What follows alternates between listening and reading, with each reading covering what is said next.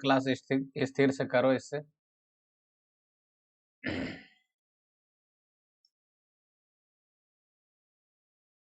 ज्यादा दिक्कत होगा तो बोलना, क्लास रोक देंगे, ज्यादा देर नहीं पढ़ाएंगे, और अच्छा चलेगा तो 1 आध घंटा खींच देंगे।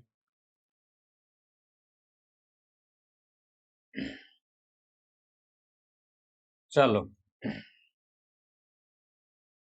आज हम लोग स्टार्ट करने जा रहे हैं, नया चैप्टर स्टार्ट करने जा रहे हैं, scalars and vectors. Scalar and vectors quantities. 1 minute.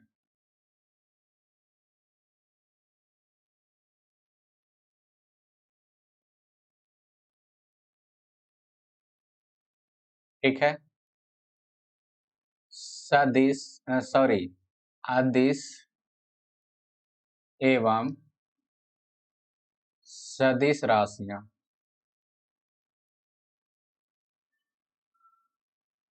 ठीक है, हेडिंग डालो, उसके बाद पेज चेंज करके इसको डिटेल में बताएंगे।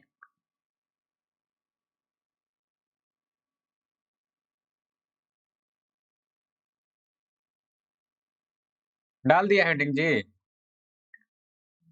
Yes sir. चलो,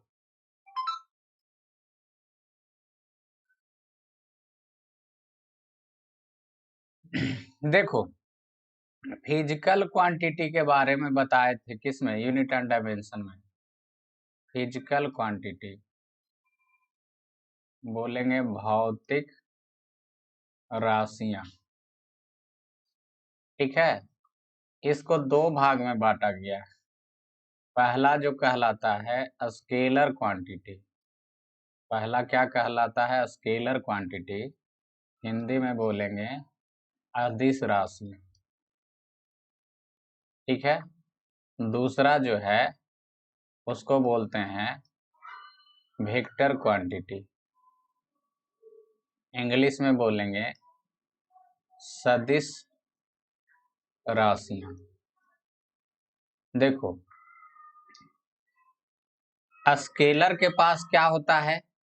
इसके पास फिक्स्ड मैग्नीट्यूड होता है, फिक्स्ड मैग्नीट्यूड होता है। ठीक है, मैग्नीट्यूड, MAGNITUD, निश्चित परिमाण। ठीक है, फिक्स्ड मैग्नीट्यूड तो होता है, लेकिन फिक्स्ड डायरेक्शन नहीं होता है। फिक्स्ड डायरेक्शन, निश्चित दिशा, निश्चित दिशा इसके पास नहीं होता है। देखो समझो, अदिश राशि उसको कहेंगे जिसके पास निश्चित परिमाण होगा। अदिश राशि किसको कहेंगे? जिसके पास निश्चित परिमाण होगा लेकिन निश्चित दिशा नहीं होगी। नीचे कटकुट कर दिए हैं। जिसके पास निश्चित परिमाण होगा लेकिन निश्चित दिशा नहीं होगी, उसको क्या बोलेंगे? अदिश राशि। अब परिमाण और दिशा होता क्या है पहले समझो। मान लो हम कहते हैं रमेश जो है वो जा रहा है 3 मीटर पर सेकेंड उत्तर की ओर। 3 मीटर पर सेकेंड की चाल से किधर जा रहा है? उत्तर की ओर। ठीक है, तो देखो 3 मीटर पर सेकेंड जो हुआ ये परिमाण हुआ। ठीक है, जो संख्या में है उसको हम लोग क्या कहेंगे? परिमाण कहेंगे, इंग्लिश में बोलेंगे मैग्नीट्यूड। ठीक है, जो संख्या में है उसको क्या कहेंगे? परिमाण। जो ये दिशा है उसको बोलेंगे डायरेक्शन, दिशा। तो परिमाण और दिशा समझ में आ गया होगा। तो अदिश राशि उसको कहते हैं जिसके पास निश्चित परिमाण होता है लेकिन निश्चित दिशा नहीं होती है। ठीक है, और सदिश राशि किसको बोलेंगे? तो सदिश राशि उसको बोलेंगे जिसके पास दोनों निश्चित होगा। ठीक है, निश्चित परिमाण, निश्चित परिमाण और निश्चित दिशा दोनों होना चाहिए। इसके पास क्या होना चाहिए? निश्चित परिमाण तथा निश्चित दिशा दोनों होना चाहिए। ठीक है, ये नुम्मा में 9th क्लास के अनुसार ये परिभाषा हो गया, 9th क्लास के अकॉर्डिंग। ठीक है, अगर 11th के अनुसार देखा जाए तो तीन कंडीशन होना चाहिए, तीन शर्त को जो पूरा करेगा उसको सदिश कहेंगे। निश्चित परिमाण होगा, निश्चित दिशा होगा, एक चीज और जोड़ा जाता है 11th क्लास में, जो सदिश के योग के, जो सदिश के योग के नियम को पालन करता है, नियम को पालन करता है, ठीक है। Which obey the law of vector addition, ठीक है, जो सदिश के योग के नियम को पालन करता है। अदिश राशि किसको बोलेंगे? जिसके पास निश्चित परिमाण होगा लेकिन निश्चित दिशा नहीं होगा। सदिश राशि किसको बोलेंगे? निश्चित परिमाण होगा, निश्चित दिशा होगा तथा सदिश के योग के नियम को पालन करता है, ठीक है। कोई दिक्कत किसी को? कोई दिक्कत नहीं है तो नोट करो, अगर कोई समस्या है तो बताओ।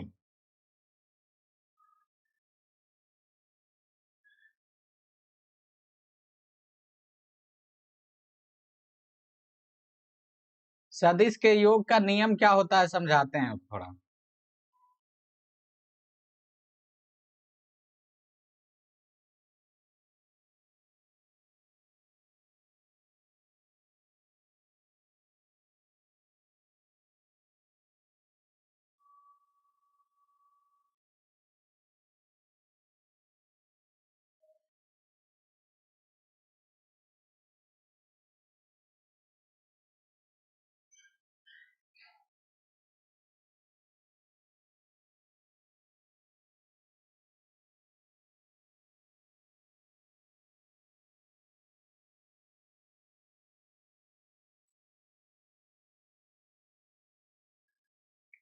नोट कर लिए जी?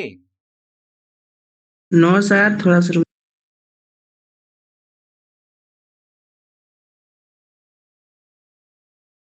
ठीक ठाक चल रहा है, ज्यादा खराब नहीं, ज्यादा नहीं ना फंस उस रहा है, हल्का फुल्का मैनेज करना, ज्यादा होगा तो बोलना।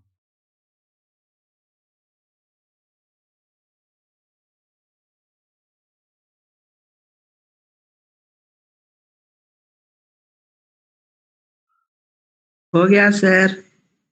ठीक ठाक चल रहा है ना रे? यस सर, थोड़ा थोड़ा फंसता है। थोड़ा थोड़ा मतलब वो तो वो कभी कभी एक एक दो दो सेकंड हो जाता था, थोड़ा बहुत होगा। समझ में आ जाना चाहिए। हाँ, देखो, अभी लिखवाए जो सदिश के योग के नियम का पालन करता है, तो समझ सोचने वाली बात यह है कि सदिश का योग का अलग नियम होता है क्या? तो हाँ, अलग होता है। बचपन से जो अभी तक तुम लोग पढ़े हो, वो जोड़ घटाव गुना भागाव सब किस पे लागू होता है? अदिश पे, ठीक है, सदिश पे लागू नहीं होता है। जो भी जोड़ घटाव गुना भागा पढ़े होगे वो अदिश राशि पे लागू नहीं होता है। अदिश राशि का जोड़ घटाव गुना इसमें पढ़ेंगे हम लोग इस चैप्टर में, ठीक है।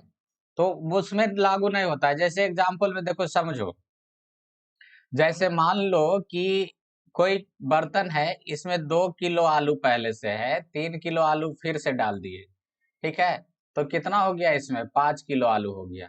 2 + 3 कितना? 5। तो द्रव्यमान क्या है? अदिश राशि है। द्रव्यमान क्या है? अदिश राशि है। तो इसको इस तरीके से हम जोड़ सकते हैं, ठीक है। लेकिन अगर सदिश राशि की बात करेंगे तो ऐसा नहीं होगा। मान लो कि कोई वस्तु है, इधर से 5 न्यूटन लगाया और इधर से तुम लगाया 2 न्यूटन, तो कहेगा कितना हुआ फोर्स भाई? तो ऐसा नहीं कह सकते हैं 5 + 2 = 7 न्यूटन। हम यहाँ पे 7 न्यूटन का नहीं कह सकते हैं। क्यों? यहाँ पर देखो बल का प्रभाव देखो, इधर से 5 न्यूटन लगाया, इधर से 2 न्यूटन लगाया, तो कैंसिल कर देगा ना। यहाँ पर जो परिणामी बल होगा वो कितना हो जाएगा? 5 - 2 = 3 हो जाएगा ना, ठीक है। तो यहाँ पर 7 नहीं कह सकते हैं, ठीक है। तो देखो, अदिश राशि जो था, ठीक है, उसको 3 + 2 ऐसे ही जोड़ दिए, 7। 3 + 2 कितना हो गया? 5 हो गया, ठीक है। सदिश राशि में निर्भर करता है कि कैसे है, ठीक है, मतलब उसका दिशा कैसे है। जैसे विपरीत दिशा में है तो उसका परिणामी बल क्या हो जाएगा? घट जाएगा। मान लो यही हम कहते हैं कि इधर से 5 न्यूटन लगाए या इधर से 2 न्यूटन लगाया, तो उसका प्रभाव क्या हो जाता? जो दोनों जुट जाता ना, तो 7 न्यूटन हो जाता। समझे बात को? तो सदिश राशि का घटाव अलग होता है, वो डिपेंड करता है कि कैसे हम लगा रहे हैं, ठीक है, दिशा पर निर्भर करता है। कोई दिक्कत? No sir. तो सर आगे और भी चलेंगे, घटाव सब अलग अलग सीखेंगे तो और क्लियर होता जाएगा। तो फिर फिलहाल यहाँ परिभाषा देखते हैं। पहला परिभाषा है scalar quantity, SCALAR, scalar quantity, अदिश राशि।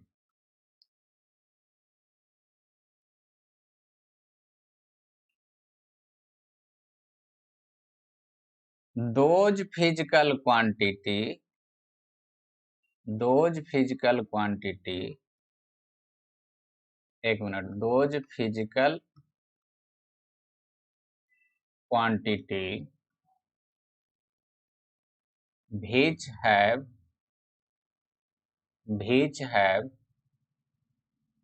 fixed magnitude,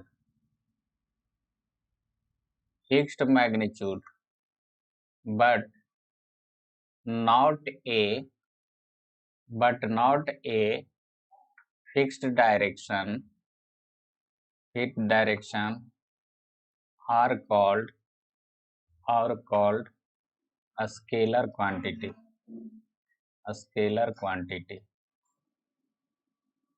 ठीक है।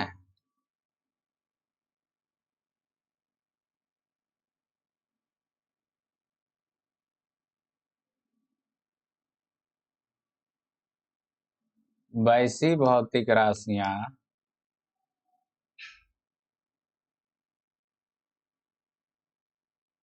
जिसके पास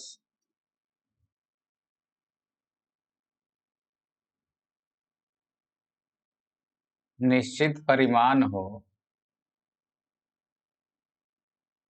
लेकिन निश्चित दिशा, सर फिजिकल 2 बार है। फिजिकल दो बार कर दिए, काट दो एगो। निश्चित दिशा ना हो, अभी वही लिखा है क्या बोर्ड मेरे, बहुत पीछे चल रहा है। ठीक है सर। चलो ठीक, थोड़ा बहुत होता है दिक्कत, बस समझ में आ जाना चाहिए। ज्यादा हो जाता है तो फिर समझ में भी नहीं आता है, ये समस्या है, ठीक है ना। थोड़ा बहुत से कोई फर्क नहीं पड़ता है, वो होगा ही, मशीन है, जाने में अब आज और तो टाइम लगेगा ही।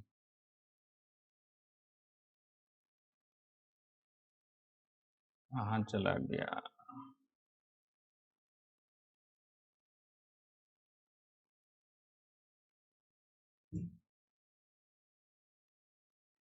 हो गया छोटू। Yes sir. चलो इसका एग्जाम्पल बताते हैं, ध्यान रखना। दूरी, जिसको क्या कहते थे, डिस्टेंस। चाल, जिसको बोलेंगे स्पीड इंग्लिश में। देखो हिंदी इंग्लिश इसलिए बताते हैं कि जैसे मान लो कि कोई बच्चा ग्रेजुएशन करने जाएगा, ठीक है, मान लो कि साइंस ले लिया, फिजिक्स केमिस्ट्री बायोलॉजी कुछ भी, तो यहाँ देखो 11th 12th तक कोचिंग का भरमार है। जैसे कहोगे हिंदी इंग्लिश उर्दू, जैसे कहोगे पढ़ाई मिल जाता है। या फिर कोई दूसरा सब्जेक्ट से ही कुछ करने गया, मान लो कि BSc नर्सिंग ही करने कोई स्टूडेंट जाती है, कुछ भी, तो वहाँ बहुत सारे टीचर हिंदी में तुमको पढ़ाएंगे नहीं, बोलेगा लेकिन हिंदी लिखाए दिखाएगा कुछ नहीं। तो धीरे धीरे जैसे जैसे पढ़ते जाओगे साइंस का वर्ड पकड़ाता जाएगा। साइंस का वर्ड ज्यादा नहीं होता, जैसे इंग्लिश जरूरी नहीं है कि फिजिक्स इंग्लिश में पढ़ा रहा है तो उस टीचर का इंग्लिश बहुत अच्छा हो, ठीक है ना। साइंस का वर्ड है जो धीरे धीरे पकड़ में आता जाएगा, तो वहां उतना भी समझ में आ जाएगा। जैसे हम ही बिहार बोर्ड से पढ़े थे, लेकिन अब इंग्लिश इंग्लिश से सारा कुछ समझ में आ जाता है।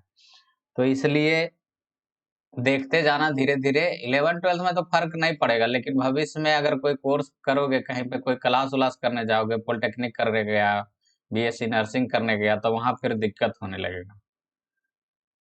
इसलिए दोनों बताते जाते हैं, ध्यान से देखते जाना, धीरे धीरे याद हो जाएगा सब। दूरी है, चाल है, द्रव्यमान है, वॉल्यूम, एक मिनट, द्रव्यमान, द्रव्यमान को बोलेंगे मास,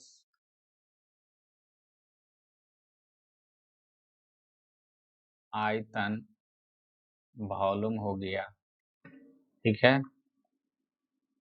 डेंसिटी, घनत्व, घनत्व, घनत्व को पढ़ाए थे वहां, क्या लिखते हैं, डेंसिटी, ठीक है। समय, टाइम, ठीक है। टेम्परेचर, एक मिनट पहले हिंदी समय लिख ले जा। टेम्परेचर, तापमान,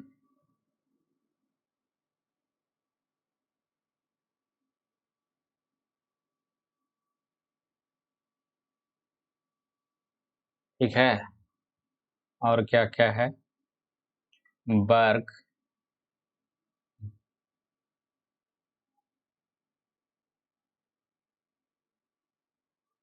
कार्य, कार्य, वर्क बोलेंगे, ऊर्जा, एनर्जी,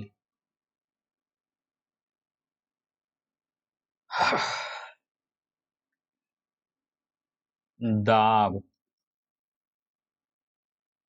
प्रेशर,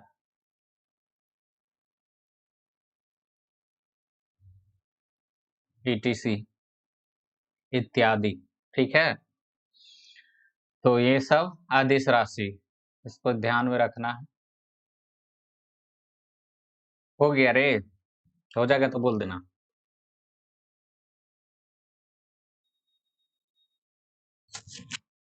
हो गया सर। चलो ठीक। अब दूसरा लिखते हैं वेक्टर क्वांटिटी।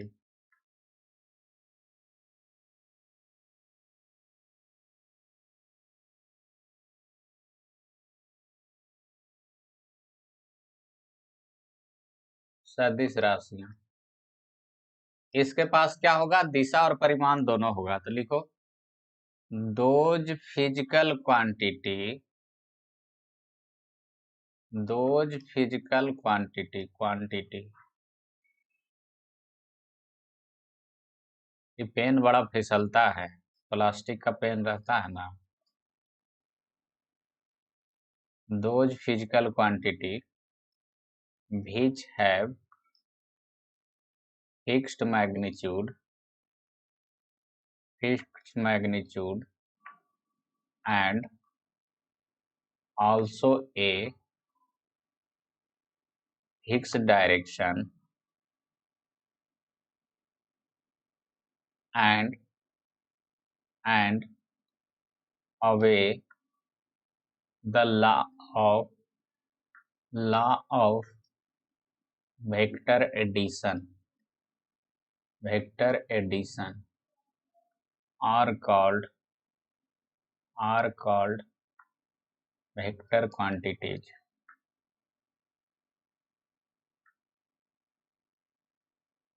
ठीक है।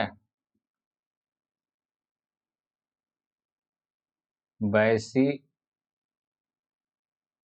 भौतिक राशियां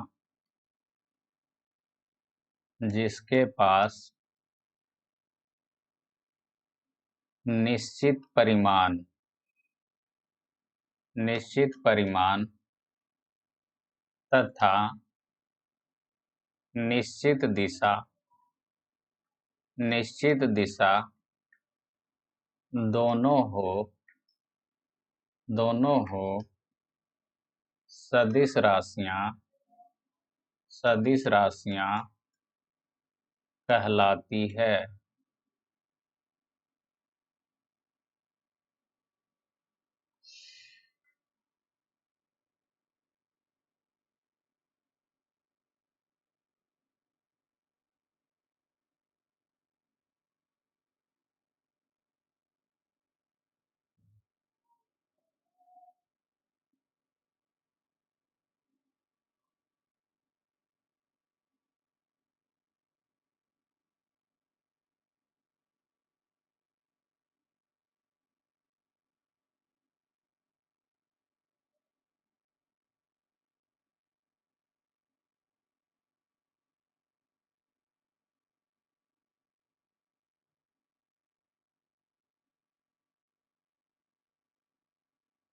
हो गया जी।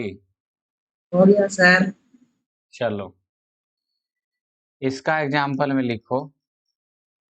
डिस्टेंस दूरी जो था अदिश, तो विस्थापन क्या हो जाएगा? सदिश।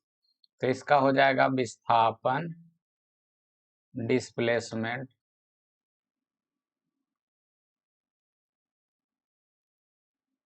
ठीक है।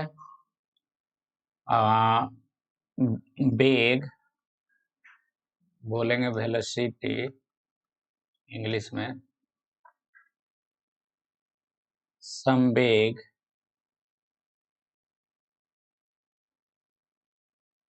संवेग मोमेंटम किसको कहते थे? मोमेंटम याद है, पढ़ाए थे यूनिट में। द्रव्यमान तथा वेग के गुणनफल को मोमेंटम कहते हैं। द्रव्यमान गुने वेग के गुणनफल को क्या कहते हैं? मोमेंटम, संवेग कहते हैं। द्रव्यमान तथा वेग के गुणनफल को क्या कहते हैं? संवेग कहते हैं। ठीक है। त्वरण, एसिलरेशन, एसिलरेशन, ईटीसी। फोर्स एक बार लिख लो, बल, बल मेन तो छूट गया था, force, etc.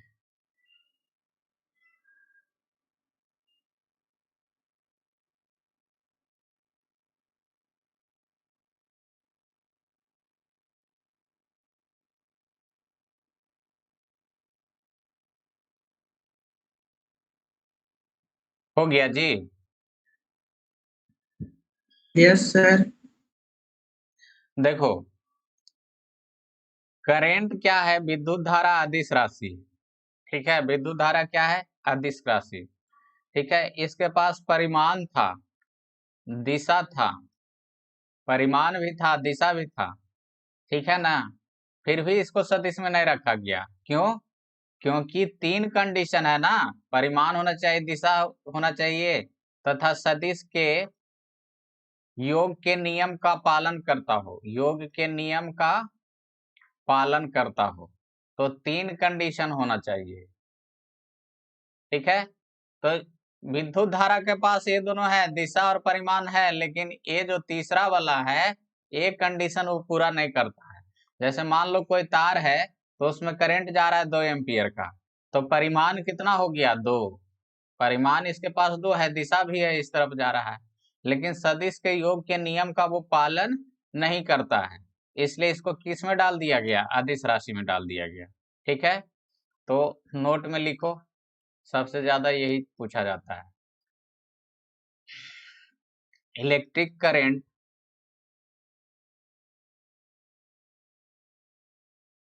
Has fixed magnitude, fixed magnitude and also a fixed direction, also a fixed direction, but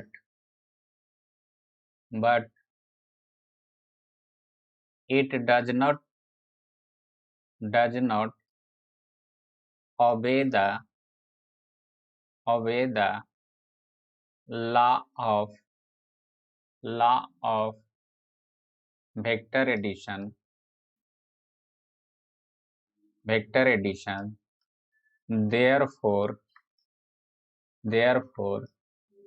it is a scalar quantity, a scalar quantity। Sir direction के बाद क्या लिखे sir? But but it does not obey मतलब पालन करना, the law of vector addition, therefore it is a scalar quantity।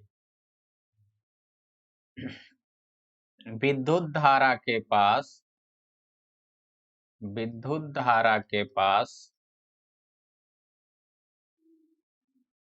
दिशा तथा परिमाण दोनों होता है, दोनों होता है, लेकिन यह सदिश के योग के नियम का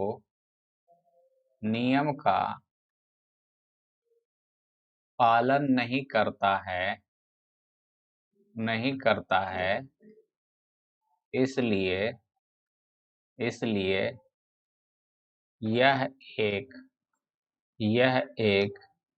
यह एक अदिश राशि है।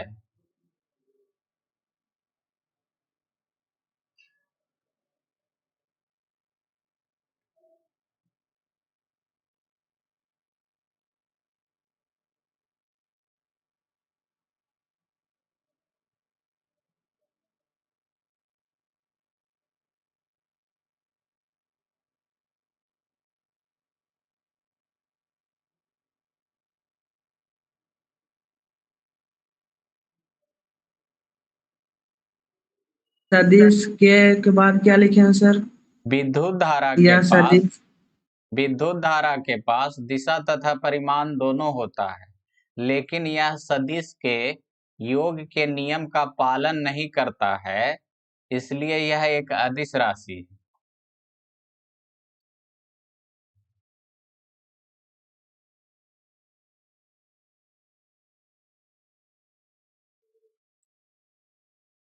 ठीक है जी।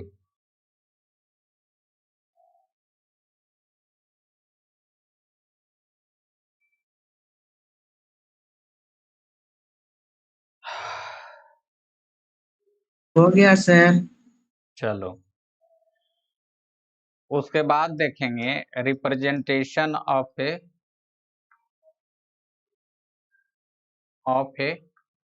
वेक्टर। किसी सदिश का निरूपण। ठीक है, किसी सदिश को सूचित कैसे करते हैं? तो देखो, ऐसे तीर के निशान से किसी सदिश को सूचित किया जाता है। ठीक है, इसको कहते हैं हेड। जो तीर का अगला हिस्सा होता है उसको कहते हैं हेड ऑफ वेक्टर। हेड मतलब क्या होता है? माथा। ठीक है, और जो सबसे पीछे वाला हिस्सा होता है उसको कहते हैं tail of vector. TAIL, tail of vector. Tail माने क्या होता है? पूंछ। तो ऐसे वेक्टर को सूचित करते हैं। अब समझो, नीचे रफ में समझा रहे हैं। मान लो कि ये एक वेक्टर है और ये वाला एक वेक्टर है, तो ये ज्यादा लंबा तीर है, इसका मतलब इसका परिमाण ज्यादा है। ठीक है, जितना लंबा तीर देंगे तो उसका मतलब उसका परिमाण ज्यादा है। ये छोटा है, इसका मतलब इसका परिमाण कम है। तो तीर जिधर जाता है, जैसे मान लो कि ऐसे दिया गया है, ठीक है, तो नक्शा में ऊपर क्या लेते हैं? उत्तर। तो मतलब इस वेक्टर का दिशा किधर किधर है? उत्तर की तरफ है। तो तीर का दिशा है, वही डायरेक्शन होगा वेक्टर का। ठीक है, उसका लंबाई जो है वो परिमाण को सूचित करता है। जितना बड़ा उसका लंबाई रहेगा उतना ज्यादा परिमाण है। कोई दिक्कत? No sir. ठीक है, नोट कर लिया रे? No sir.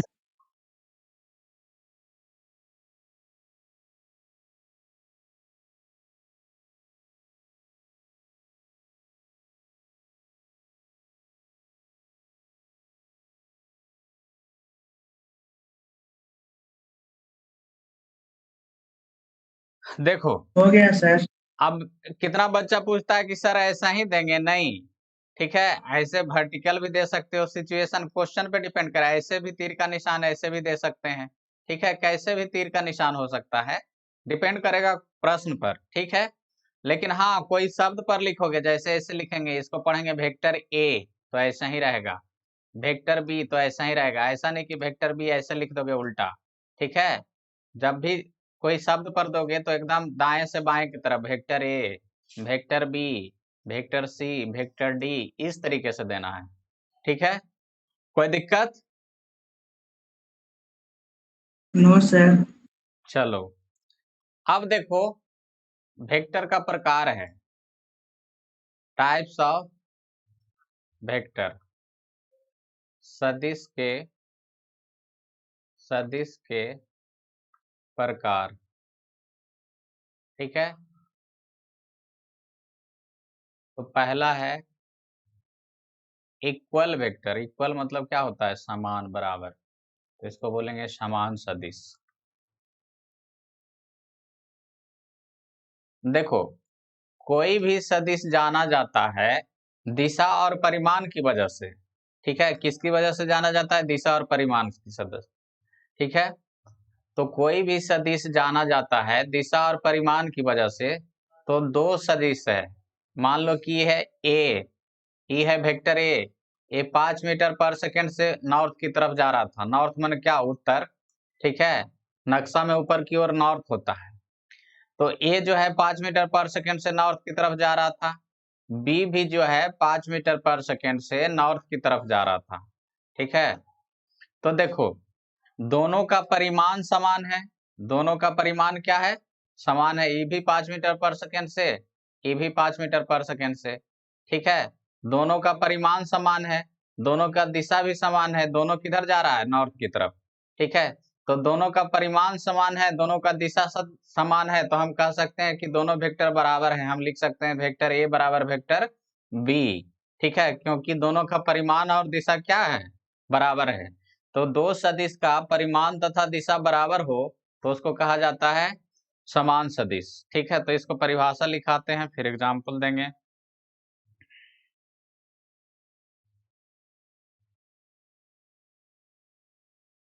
If two vectors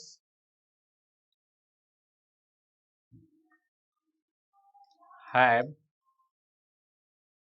equal magnitude and direction, then they are called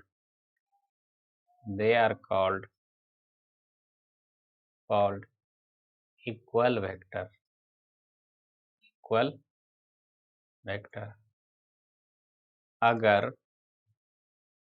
अगर दो सदिश की दिशा तथा परिमाण समान हो, बराबर कर देते हैं, एक ही शब्द यूज कर, बराबर हो, तब उसे समान सदिश कहते हैं।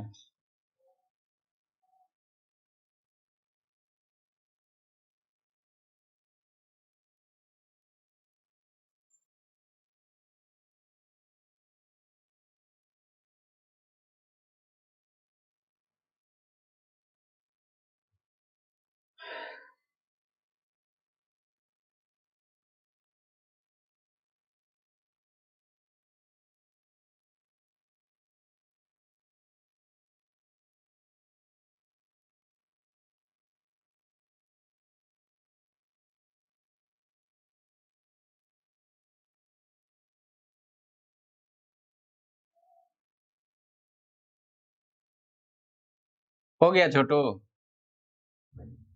यस सर, हो गया। ठीक है। एग्जाम्पल फर्स्ट वही वाला लिख रहे हैं।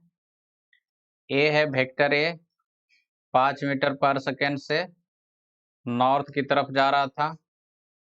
ए है वेक्टर बी, ए भी जा रहा है 5 मीटर पर सेकेंड से किधर? नॉर्थ की तरफ। तो हम कह सकते हैं दोनों का दिशा और परिमाण बराबर है, तो हम कह सकते हैं वेक्टर ए बराबर वेक्टर बी, ठीक है। इससे कुछ कंक्लूजन निकलता है। कंक्लूजन हिंदी में बोलेंगे निष्कर्ष। क्या निष्कर्ष निकलता है समझो, पहले ध्यान से समझना। वेक्टर ए इधर है 5 मीटर पर सेकेंड से, अब वेक्टर बी इधर है 5 मीटर पर सेकेंड से, अब दोनों बराबर है। इसका मतलब पैरेलल अगर ट्रांसफर कर दें, समानांतर कर देंगे तो कुछ फर्क नहीं पड़ता है। जब ये दोनों बराबर है तो इसको उठा के यहाँ कर दें तो कुछ फर्क नहीं पड़ेगा। तो किसी भी वेक्टर को इससे पता चलता है कि पैरेलल ट्रांसफर कर सकते हो, ठीक है। खाली परिमाण उसका नहीं बदलना है। जैसे वेक्टर ए है, इसको हम उठा के यहाँ रख सकते हैं वेक्टर ए, ठीक है। इसको उठा के यहाँ कर सकते हैं, इसको उठा के यहाँ कर सकते हैं। समझे बात को? कोई दिक्कत? किसी भी वेक्टर नो को सर। समानांतर स्थानांतरित कर सकते हैं। किसी भी वेक्टर को कैसे स्थानांतरित कर सकते हैं? समानांतर। तो नोट करो इसको, इतना लिखो और नीचे लिखवाते हैं। B can shift a vector in parallel direction, ठीक है। हम लोग किसी सदिश को समानांतर दिशा में स्थानांतरित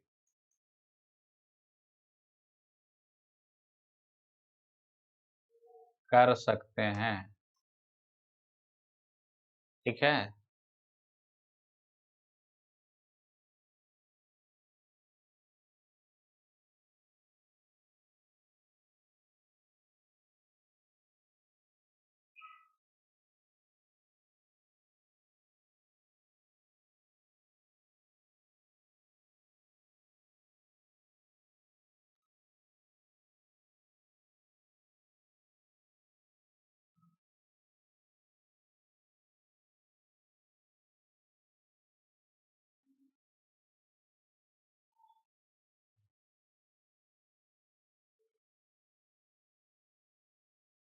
हो गया रे?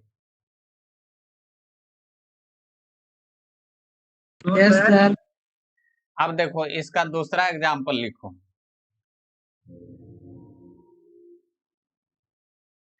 गाना ताना इसे बजे तेरा तरफ। जैसे अब क्या है कि मान लो कि देखो, दूसरा एग्जाम्पल देते हैं। ये वेक्टर ए है, ये 5 मीटर पर सेकेंड से किधर जा रहा है? नॉर्थ की तरफ। ये वेक्टर बी है, सब स्ट्रेट लाइन है, सीधा रेखा है जी, थोड़ा बहुत टेढ़ा मेढ़ा हो जाता है। 5 मीटर पर सेकेंड से नॉर्थ की तरफ जा रहा है। ये वेक्टर सी है, ये भी जा रहा है 5 मीटर पर सेकेंड से, किधर जा रहा है? नॉर्थ की तरफ। तो देखो तीनों का परिमाण समान है, तीनों का परिमाण समान है, 5 मीटर पर सेकेंड। दिशा भी समान है। तो हम कह सकते हैं वेक्टर ए बराबर वेक्टर बी बराबर क्या है? वेक्टर सी है, ठीक है। तो इससे क्या निष्कर्ष निकलता है? तो इससे ये निष्कर्ष निकल सकता है कि किसी भी वेक्टर को आगे पीछे हम लोग कर सकते हैं। किसी भी वेक्टर को क्या कर सकते हैं? आगे पीछे कर सकते हैं, ठीक है। जैसे वेक्टर ए यहाँ है, तो इसको उठा के आगे कर सकते हैं, ठीक है, या पीछे कर सकते हैं, ठीक है। तो इसको नोट करो, इसको लिखवा देते हैं।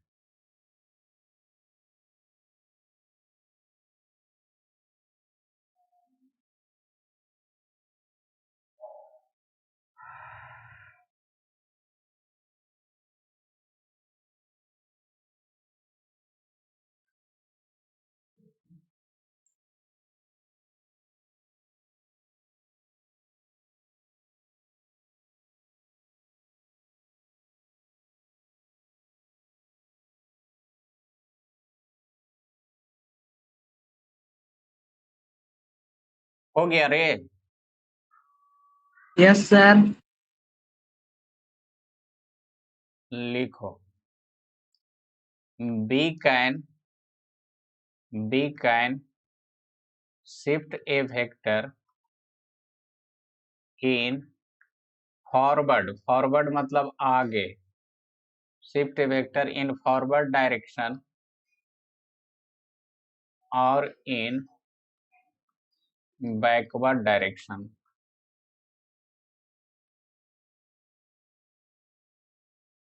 ठीक है। हम लोग किसी सदिश को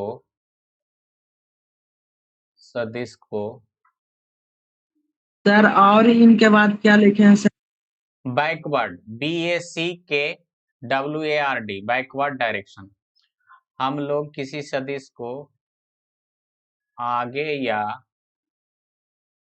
पीछे स्थानांतरित कर सकते हैं।